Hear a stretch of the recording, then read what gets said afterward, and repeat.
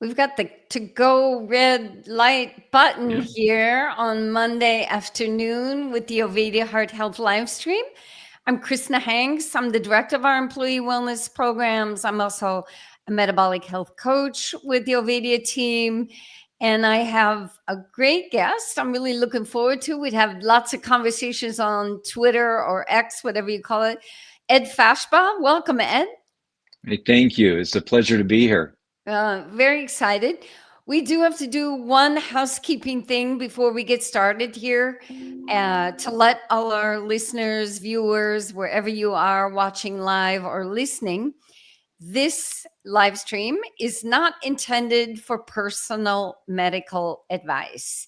If you are interested in working with anyone on our Ovadia Heart Health team, please do reach out to us at team@ifixhearts.com. We'd love to talk to you about our medical practice, as well as some of the other endeavors you're going to hear about today. But this program is not personal medical advice. So great. Here we go. Ed, for our listeners who don't know who you are, I'm sure we've got some on X who maybe follow you, and we'll put your Twitter handle up today for those to reach out to you. Tell us a little bit about what you're doing with the East Ohio Conference as a reverend, kind of what your background is, and then we'll kind of get into more of what you're currently sort of motivated and inspired in. Sure. I mean, right now, I am an ordained clergy person in the United Methodist Church. I work for our denominational office. I serve as a resource team leader for churches so that, when churches need any assistance in anything, we walk alongside them, we work with them, trying to identify what they would like to do and then provide them resources to do that. And I've been doing that for the last 4 years. I had served in the local churches for many years before that. And so that's basically, without getting too involved, that's what I do now. Have the opportunity to help churches do their work and their ministry in their particular areas. Fantastic. And one of our goals today, and I do encourage any of you listening in, please put your comments in the comments section. We'll try to get to them, as many as we can, is if we're hoping to inspire, like we are at the Ovadia team, of keeping people off Dr. Ovadia's operating table, encouraging better metabolic health. And we've got lots of work to do in the US with right now 88%, some say even more, of US adults do not have good metabolic health. How we can connect to other organizations like the church is, from our perspective, kind of fundamental. If we're helping to connect people to communities, trying to help inspire better health in the workplace, the church has also a lot of opportunities. And Ed, maybe you can help not only myself, but our listeners. How could the workplace and the church, or what are some opportunities that you see for helping spread the word about metabolic health? I mean, Krisna, think about this. The United Methodist Church has approximately 22,000 local churches across the United States. And that's just the United States, let alone there's churches all around the world. And that's just the United Methodist Church. And if we take into consideration all the other churches that are out there, there's close to 400,000 churches and communities throughout this country. And I think about the platform that those churches would have, not only to improve the metabolic health of people that attend there, but those people then become those examples for the communities that really can transform health and communities and increase wellness for people all through the country. So when I think about it, I don't know, I'm overcome with excitement. I think there's a great opportunity. It's incredible. I never even, that's a number I never came across my dashboard. Let's just say 400,000 churches across. I mean, it's an incredible amount of people. And we know, and we've seen it with the various disasters, whether it was in North Carolina, Texas, how churches, really came to the forefront in helping people. And we know fundamentally, that's one of your goals, is to help and support not only your members, but your community. And however, a lot, when I think about churches, and I grew up in a Methodist churches, if I think even about the events, you think about ice cream socials and Yeah. things maybe that don't have the greatest of health connotations behind them. What is the challenge about talking about metabolic health? Because it is very different than mainstream health. No, yeah, absolutely. And I think, I mean, you hit right on it. Let me touch on that, because it's, not just ice cream socials, spaghetti suppers, pancake breakfast. You have, hospitality and fellowship time after church almost every Sunday that's loaded with donuts and cookies and pastries and juices, and not to mention the children's ministry, where children are getting goldfish and juice boxes and snacks. I mean, a child can literally go to church Sunday morning and get their entire day, if not their week's worth of recommended, sugar amount. So it's a real culture thing within churches, because we've always communed around food, and I mean, Jesus did it with the disciples, Jesus did it with the masses, and we know that people fellowship and we enjoy sitting down and breaking bread together. But it doesn't mean that we have to eat poor the food that hurts our metabolic health. And unfortunately, churches across America have gotten into the habit of that we serve high caloric foods for people, and it just impacts their metabolic health. So it's that tradition that's hard to talk about, because we associate sugar with love. We associate sugar with kindness, with hospitality, and we don't think of the damage it's doing. You had mentioned 88% of people are metabolically compromised in some form or fashion, at least 88%. And we also know that up to 70% of people have at least one chronic condition. And that's in our culture, but our churches represent that culture. So on any given Sunday, you could have 7 out of 10 people with a chronic condition. You can have 90% of the congregation metabolically challenged. And we don't think about how the food we're offering people, the hospitality, is actually contributing to the issues that they're already facing. But again, it's a difficult conversation, because it's about tradition. This is what we've done. This is how we show love.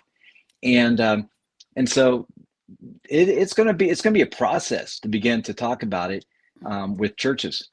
And this is such a great point.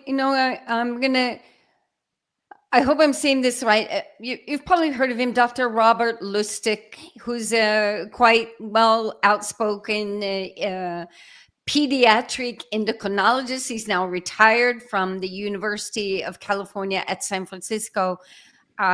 He has been one of the loudest voices about sugar, particularly as kids are concerned. He said something in a talk I attended live of his. He said, "Love is love and food is food."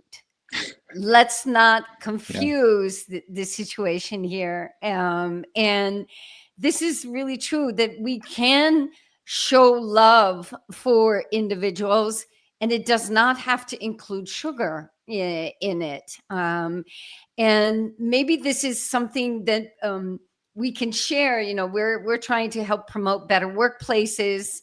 Let's talk about donuts in the break room at Sure. the work. But we can share food, but maybe we can do a better job of trying to get home cooked food that really has good protein, that everything doesn't have to be in a form of a dessert or something like that. And I'm just kind of brainstorming here.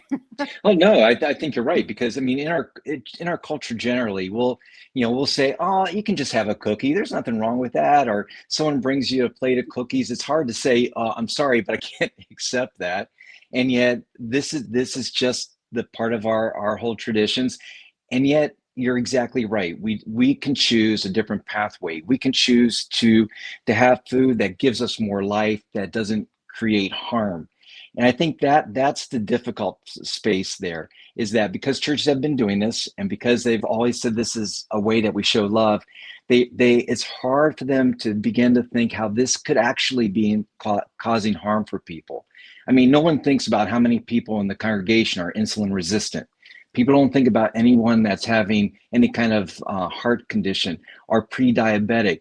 And I've even been in churches where they sometimes offer alternatives, and I have to say to them, I go, you know, if I'm struggling with my own sweet addiction, I likely wouldn't choose the healthy. In fact, you know, a healthy or person that's focused on wellness may likely choose the thing that's going to help them continue to be well. But if I'm struggling with insulin resistance and all those issues, that's like putting a real temptation in front of me. And you know, one of the things that I think is kind of something for us to think about when we were in the pandemic and churches were wanting everyone to mask, and they said, "Hey, this is how we show love to our neighbor, and we're going to care for them, and this is how we're going to try to keep people safe." And we did that because we have this kind of this pandemic that was just crushing people. We thought this was a loving thing to do. But when it comes to this kind of slow burn pandemic that takes place over years, we don't think it's as much of a crisis. And yet we know that metabolic dysfunction has created more problems and caused more deaths than the pandemic ever did. And it's ongoing. And yet we don't see that because it's not like an immediate thing. And so we're challenged. I think a lot of it has to do with education. One of the things I think is great about the church throughout the centuries has been on the cutting edge of so many things, on medicine, on science, on education. And in fact, Sunday schools started because children who were in poverty, who were working during the Industrial Revolution, didn't go to school. And so churches said, these children need to learn how to read. And so on Sunday, they would have Sunday school, teaching the children how to read. They stepped into the gap. I think we're at the same place in our own time, but the difference is it's about nutritional education. You know, I grew up my whole life. I was never taught anything really significant about nutrition. I was never taught anything about my body's physiology. I didn't, you know, we've always heard that people have hormonal issues, but we never knew what those hormones were. We didn't even know what they did. No, I never knew how many hormones are involved in my metabolic system. And so there's a lot of education that can take place, that, you know, we can start helping people understand how food impacts them, how their system, you know, how the metabolic system works, how metabolism works, and kind of step into that gap where nobody's getting that education. And I love this. I'm going to steal this phrase from you, step into the gap, because it is going to require, and we see this in our workplace wellness efforts. And if anyone is interested in reaching out to the Ovadia team and wants more information about our employee wellness programs, we're working in a manufacturing plant in Pennsylvania. We just wrapped up a program with a dental group in Oregon. We are across the country. Please do reach out to us. But it does require wanting some new information, because last week we had Nina Teicholz, the author of The Big Fat Surprise, and really the impetus behind trying to get change and at least having a low carbohydrate option in the dietary guidelines. It requires thinking different. So it will require that the church does step into a gap and say, you know, we've for 50 years kind of been doing these kind of things.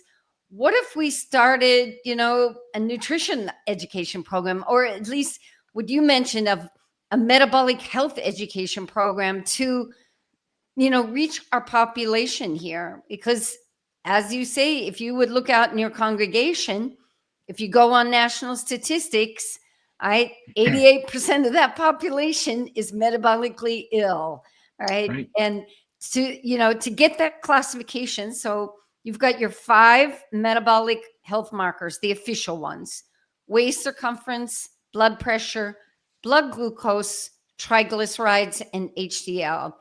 And depending on what organization, that means that you have 2, 3, and some people would even say, even if one of those is not in a good direction, you have poor metabolic health.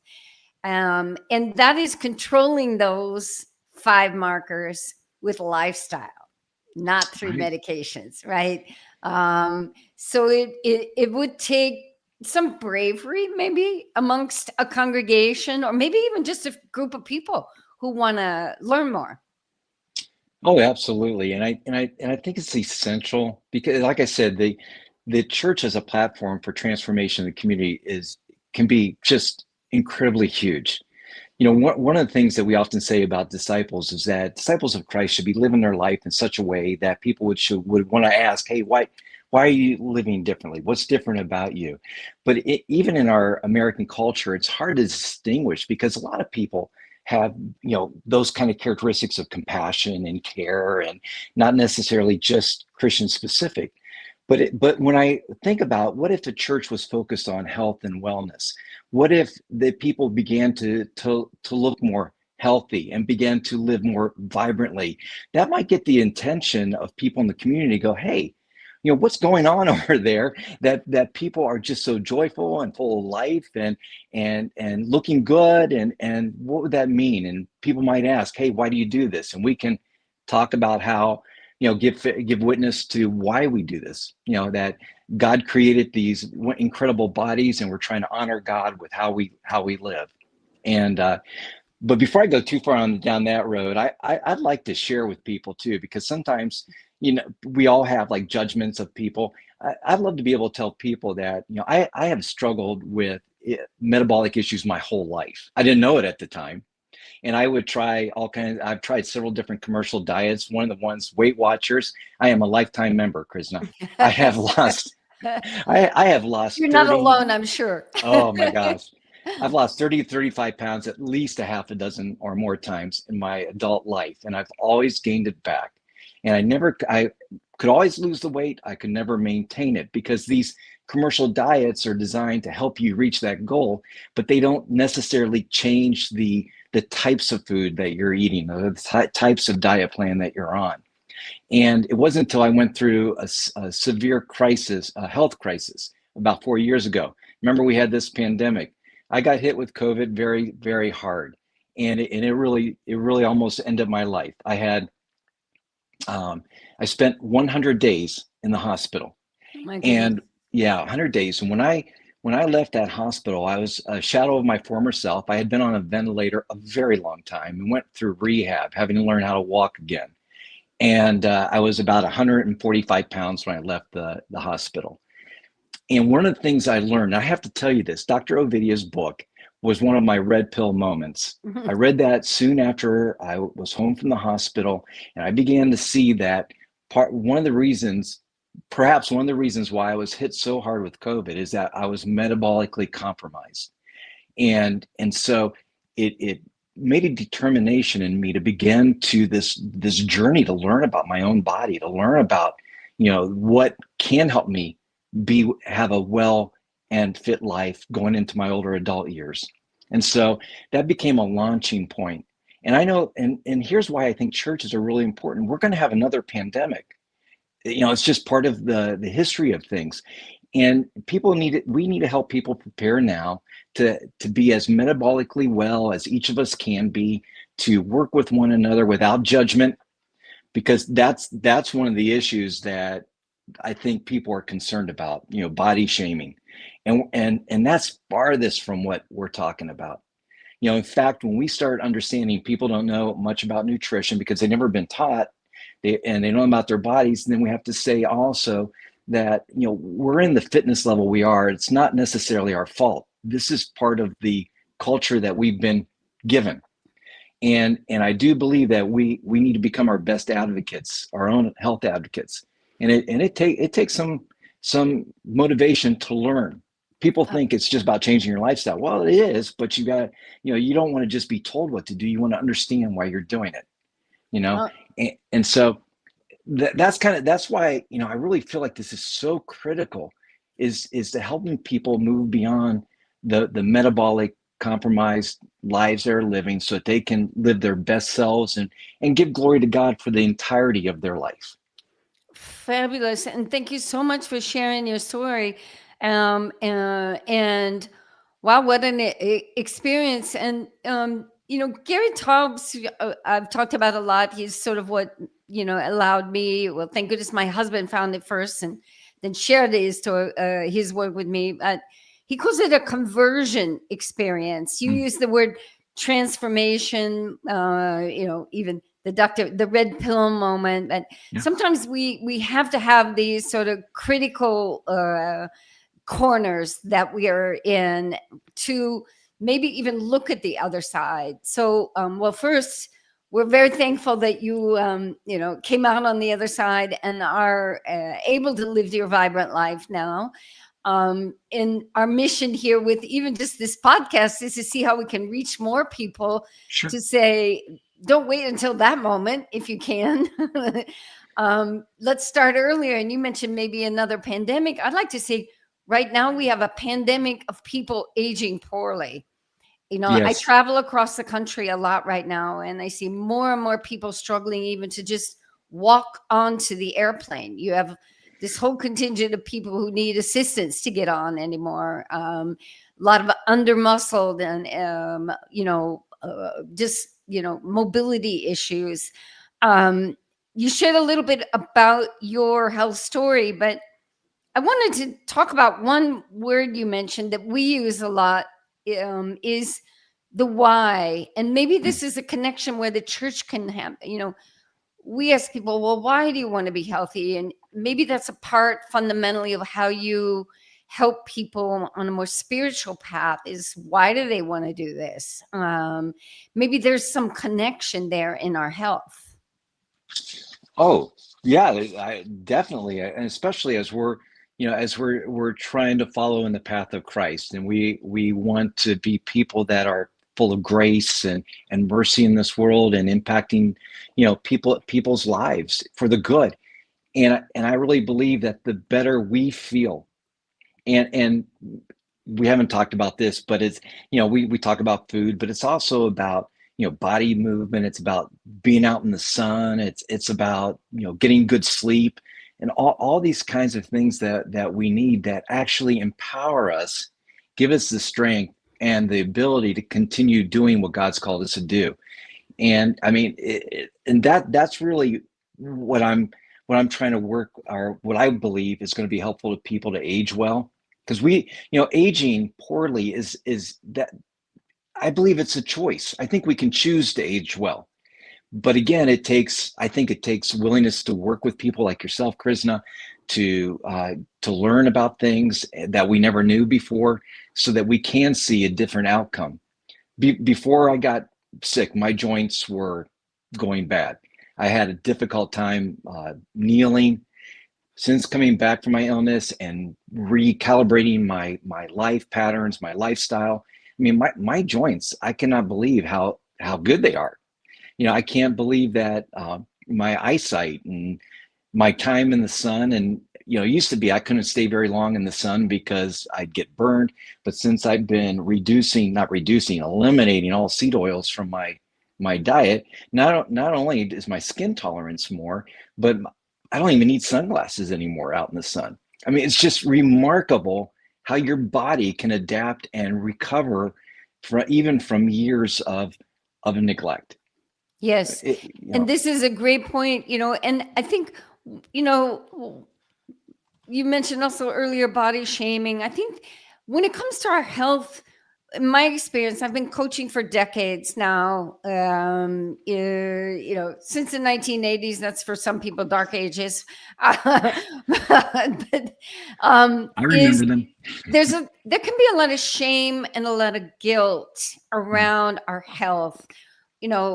Certainly we understand many people struggle with their weight and have struggled. You mentioned you're a lifetime member of Weight Watchers. Mm-hmm. We've seen many of those, or feeling guilty about where they've ended up, in this. And, I know that the church spends a lot of time on trying to help people, manage through these situations or feelings. And certainly when it comes to health, I think the broader your knowledge, because metabolic health, I mentioned the 5 official markers, that doesn't even include weight, right? Right. There's a lot we can do from a lifestyle perspective where maybe we can open this door to a better conversation without making people feel guilty, without making them feel ashamed of kind of where they are. And that's maybe a bridge we Oh, could work with the church. no, absolutely. We need that because I mean, we should never feel ashamed for what we don't know. And I think that we live in a culture of judgment. People judge everybody all the time over everything. And we need to have the safe space. And I would dream of churches being this place where we can be accepting of all of us. We're struggling. Every one of us struggles, and most of us struggle with health. I mean, if 90% of people are metabolically compromised, then that's pretty much everybody. And so we have to have that space where we're going to be accepted, not judged. We don't have to be, constantly trying to meet a goal, but we're learning and we're growing together, and we get the support and the encouragement we need to live our best life. And everyone's going to be on a spectrum, but I think we need to give space for that spectrum, and I think we don't have many spaces like that in the world. And if there should be any, in my opinion, if there's any place that should be that, it should be a place where God's people gather and are on a journey together through all this. And then it does impact, how we do community. Again, I want to come back to where we said about ice cream socials, spaghetti suppers, pancake breakfast, all that stuff. And it's like, we can turn the channel on that. We can still fellowship together. We can still be together, but let's start thinking of it maybe in a different way. And so, one of the things I constantly post on X is for churches to consider how, serving all these kinds of poor foods are actually potentially continuing harm in people's physical life. But what I found is that, it's a process. Mm-hmm. So, one pastor said, "What can I do? Is there one thing I could do?" And I said, "What do you serve in the morning for beverages?" And they said, "Well, we serve coffee and tea. We have juice. We have." And I said, "Do you do like coffee mate?" "Oh yeah, we have coffee mate." I said, "If you could just, transition out of the juice, get rid of the juice. If you could transition away from the coffee mate, and just those 2 little things." And maybe you can even put a little card saying, we used to do juice. We're trying to do, we're actually providing whole fruit now for you. Just little things. And if churches can just begin to do incremental steps, even if you've traditionally had 2 boxes of donuts, if you over a few months, you get down to 1 box of donuts while you're now offering some hard-boiled eggs or some beef sticks or something that will provide some real nutrition, you begin to make that transition. And you don't just do it without talking to the congregation about it. It really needs to be a process that isn't directed by the clergy person or even a couple lay people, but it's something you really want to try to be able to draw people into. And Krisna, I'll tell you one thing. I've been a clergy person for 35 years, and whenever we ask for prayer concerns, the number one prayer concern, can you guess what it is? No. It's health. We're always being asked to pray for someone's, condition, their health, or, their aunt who has cancer, their uncle who has a heart condition. And you know what? We always pray for them. But then when we break from our prayer meeting or our service, we go to the donuts, the cookies, the very things that are not, we can't say cause it, but there's a strong correlation that the sugars and the processed carbs are causing to our bodies the very thing they're asking us to pray for. So it's a process. Definitely. I don't think anybody should jump right into it and take away everybody's donut. That would never go well, I think, in most churches. No, I mean, we work in the employee wellness program, and top-down approach does not work. It really has to come from within. And we say that even in our medical practice too, that change can only happen from within. And I want to get to that about, the challenge that it is to get people to invest in their health. But I love the point about it's baby steps. We see that, changing that, heavily processed, chemically induced coffee mate for some real cream, or some good half and half that you can put in your coffee or tea. And maybe one of the steps, something that we've talked about, and I think the church is a prime place for this, is not everything needs food. One of my nieces, who's just lovely, has two sprightly young girls, is challenged all the time of everything that their daughters are involved in. They get this notice, bring a snack, and it's like, why? We don't need a snack for every human encounter. And maybe this is a place where the church can help, because, and now I'm making a big leap here, fasting is pretty much has its historical roots in various religions. And it was not used as a weight loss tool, but as a tool for mental clarity, build discipline, enhance life.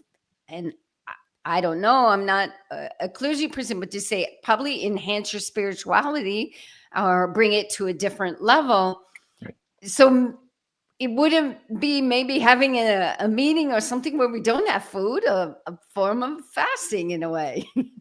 No, I think it's a great idea. I mean, it's, one of the challenges that, again, we have a very abundant food culture today. And there was a time where churches did come together for potluck meals because for some families, especially during depression or economic difficult times, this was an opportunity to ensure everybody had something and could go home with a little something. And we still have communities like that. We have food deserts. We have places where churches exist that are, where people in poverty don't have access to good food, and that becomes another place. Is that how do we enter into partnership with churches that are in underserved communities to provide, food that is life enhancing? It's unfortunate in food deserts that people are forced to go to places that don't offer nutrient dense foods. They are able to get high caloric, low nutrient foods, and they sustain life. They just don't enhance life. And so, yeah, getting that partnership. But there was a real need in some of those places for that kind of food. But you're right. I think it's, we don't have to have food at everything, and that's always a challenge, because I got to tell you, my mom shows love by bringing a pie or bringing cake, and we're working with mom and saying, Mom, we love you, and we know this is your sign of love, but we're trying to help kind of redirect that, because she knows that we typically don't eat that, and yet she just brings it, and so that's kind of the tradition I think we face in a lot of communities.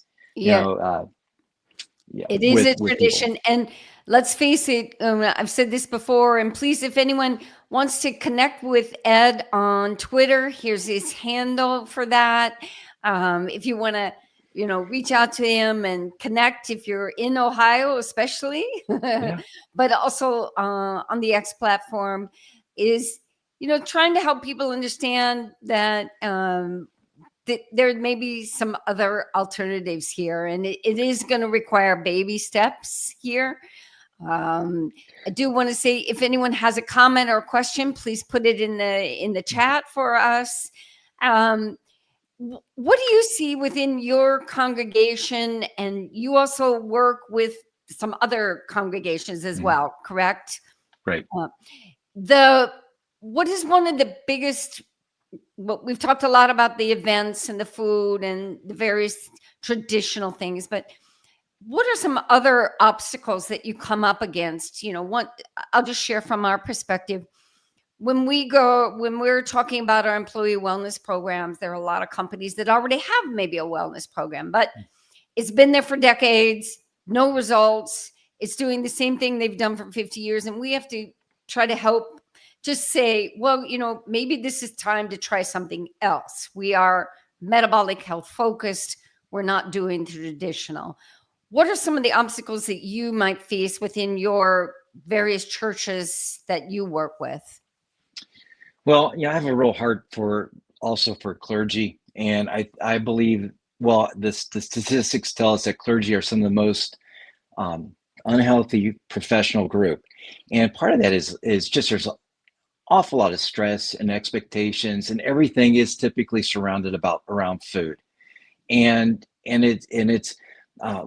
I know that our own coaching systems are looking for other help because the need is so great, and they're looking for things that we can scale to help clergy. And I also believe that if we can assist clergy and they can feel better about their life, both emotionally and mentally and physically, it will have an impact on the people that they're serving as well. And so it's just that becomes also a barrier because we struggle. Sometimes I think we feel like I can't do one more thing. I'm already tapped out. And just helping people see, take those, not just baby steps in transitioning from, sugary sweets, but even taking baby steps in how we enter into metabolic life, how we understand. I think most of us who are coming to this place, I know it's been a 4-year journey for me, and I'd never took this real journey in all my life before. And so, there's a lot of compassion for how can we start together. I think people need partners. We need encouragement. We need a support network around us. And that is something of a struggle. I'm not speaking for all clergy. I sense some clergy may feel isolated and alone. And the work is exhausting. We're living in a difficult time in so many ways. And there is a lot of expectation for the church, but there's also hope for the church. Like I said, 22,000 United Methodist churches. Can you imagine, the impact in this country for wellness and life giving, opportunity. And so that's kind of what's driving me right now. I just see the possibility, and I think it's real. And we don't have to, we don't have to have lives that are kind of just wasting away. We can choose life. I think God wants us to choose life. The scriptures tell us that we're supposed to run our race. Well, I think God wants us to run it in the fullness and not end our race too early. It's just going to be a journey. It's going to be a journey, but I think the possibilities are make this journey worthwhile. Oh, that's so lovely. God wants us to run in fullness. I think that's just a lovely way to think about it. And obviously, I'm very passionate about coaching. I've been coaching most of the life. My dad was a successful basketball coach in the state of Illinois, not too far from your lovely Ohio. And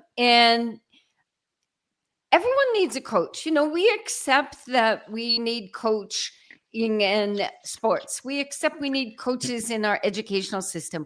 We accept that we need coaches in business. There's a whole plethora of executive coaches out there. We need mentors in everything. And somehow we've sort of forgotten that we might need coaching, help, support in health.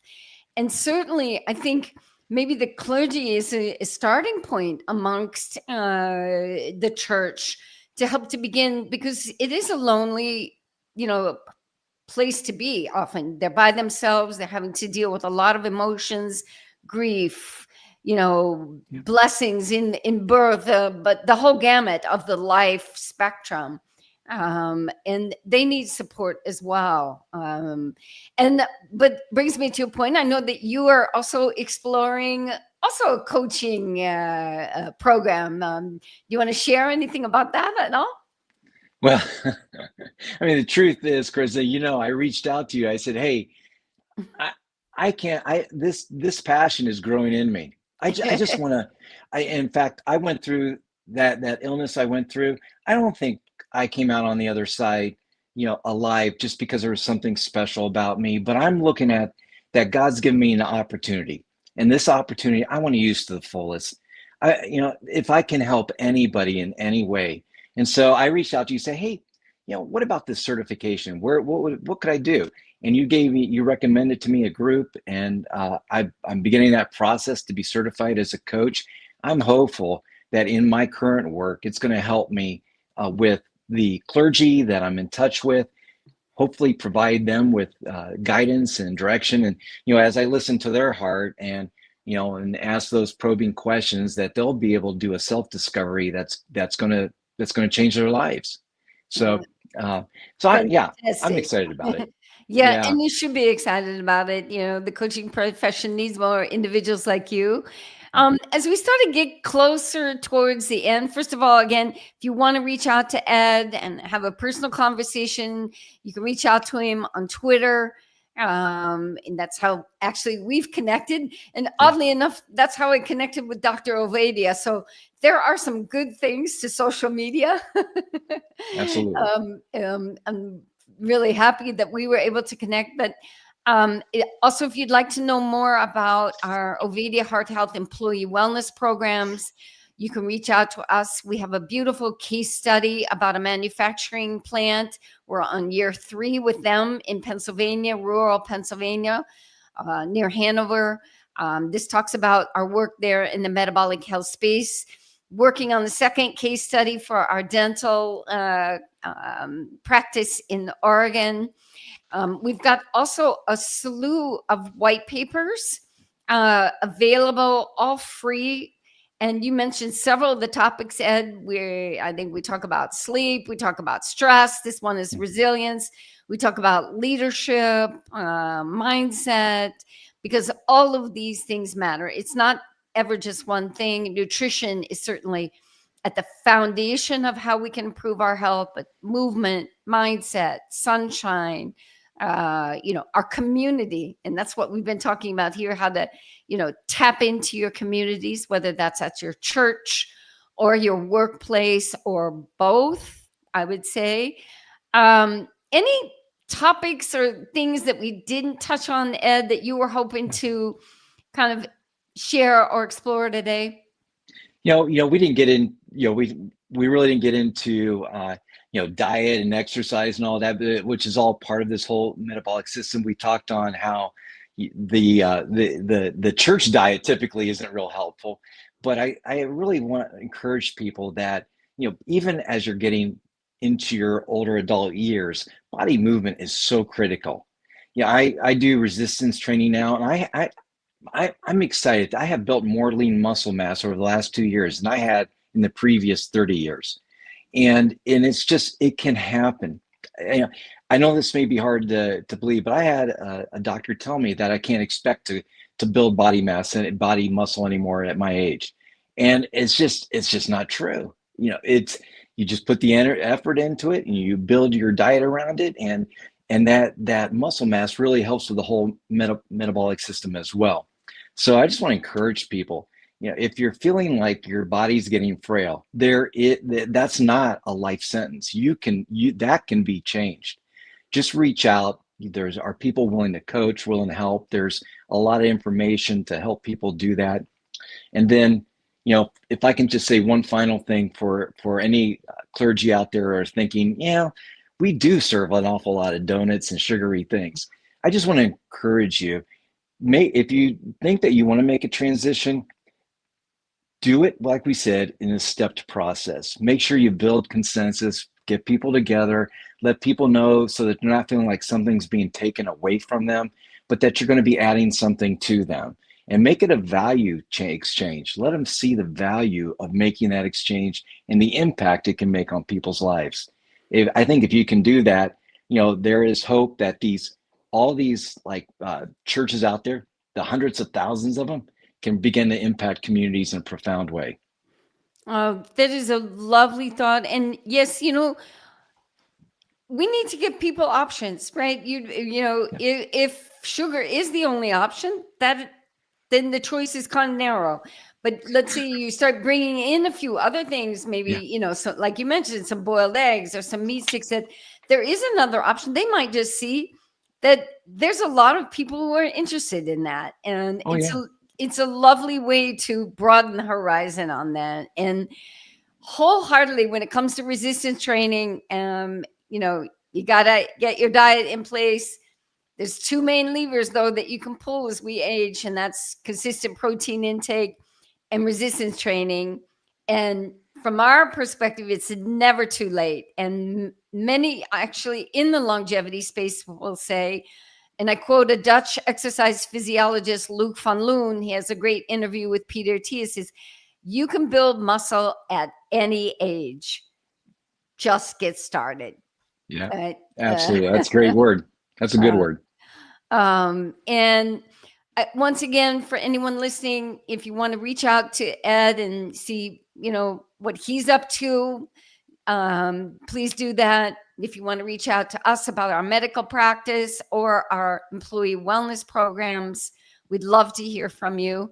This was fantastic, Ed. Thank you so much. And Krisna, thank you for having me, and really thank you to Ovadia Network. It's been wonderfully impactful on my life.